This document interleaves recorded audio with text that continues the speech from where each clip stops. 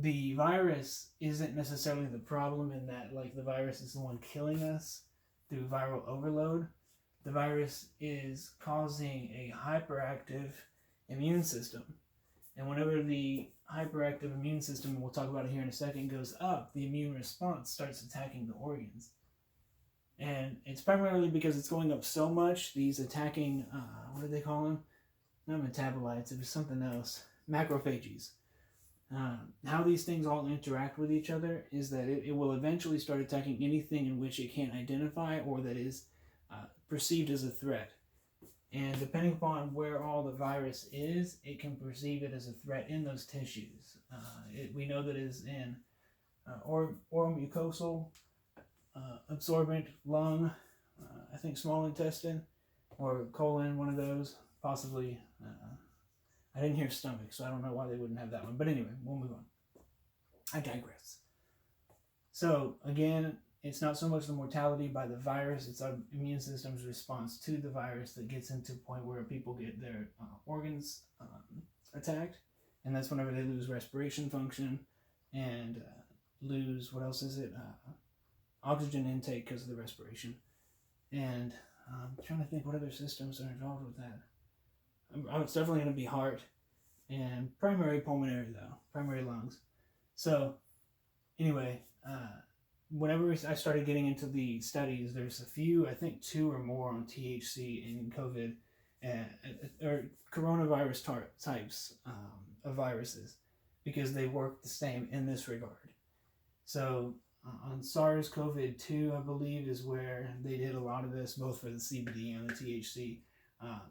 I don't think they did one together, at least not that I have, but it'd be neat if they do end up doing that, and I'm sure that it's going to work synergistically. And if they add that to the regular treatments that they're using, we're good to go.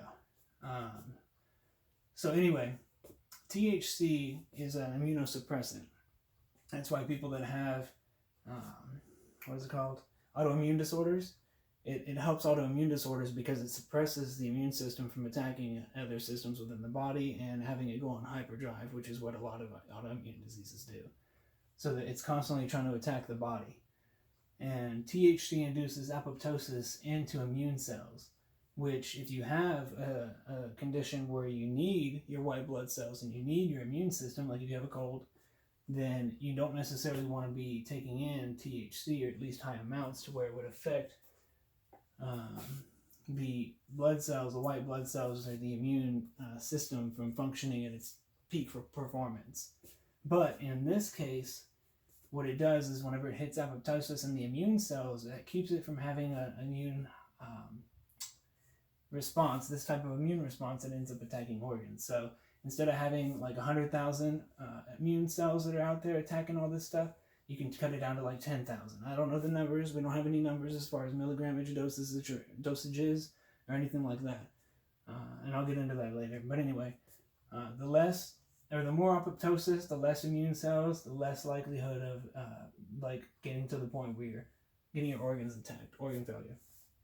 CBD, it regulates inflammation. The reason I put 1, 2, and 3, because it's 3, 4, is because those are the main points to hit. So CBD regulates inflammation within the body, and that's why it works with pain. That's why it works with various other conditions that have to do with like lupus, arthritis, basically, and headaches, joints, all different types of stuff that basically CBD helps functioning in the body. It's a bioactive compound, basically, and it acts on the endocannabinoid receptor. And that's why all these things can be dealt with by cannabinoids, is because the endocannabinoid system operates in all these areas. So the THC molecule in our body that we have naturally is called anandamide, and anandamide is going to induce apoptosis in immune cells trying to not get to this point. We don't have a study on that, but I guarantee you that anandamide will be produced to try and do that. Again, I guarantee you in the sense of where the evidence points and how it works with cancer and various other things. So I'm basically inferring, extrapolating. So regulates inflammation. Inflammation is whenever the cytokine secretion comes out. Let me see. I'm trying to think of how they said it. Oh yeah, so I'm trying to get the words of the studies. Down regulates the ACE2 expression. ACE2 is a specific receptor. Like, let's just do this. Like, you know, the blocks whenever you have this and this and this in elementary school, and you have to fit the right thing in the right block. So there's one of these things that's a receptor, and it's called the ACE2. It's a long word, basically. It's not like, it's an acronym. ACE2 receptor. Now, these ACE2 receptors are the ones that I was mentioning that are found in the lining of the intestines, on the lungs, in the mouth, and the CBD and THC downregulate the ACE2 expression. So if you got a cell here, like, you know, one of these, like in the lungs, you have these receptors. But if you can downregulate those receptors, instead of having, you know, 20 to 30 receptors, and it's easy for the virus to attach to those receptors and then invade the cell, the less you have, the more likelihood that you're going to get a viral attachment and invasion. So, and then once you have invasion, you got to think about viral load. And that's likely going to also inhibit the load. Even if you had a bunch of viral load, like a high amount, if you can take down the ACE2 receptor expression on the cells, then you're going to lower the amount of an infectious disease symptoms, however you want to put it. So that's the ACE2 expression. Also, it downregulates the TMPRSS2 protein, and that's necessary for the coronavirus. Let's just do this. Like, let's say, you know, it has all these little crowns. That's why it's called the corona crown, Latin. And it tries to attach to these ACE2. And it's horrible handwriting. And of course, this is attached to a bigger cell. So you got the virus.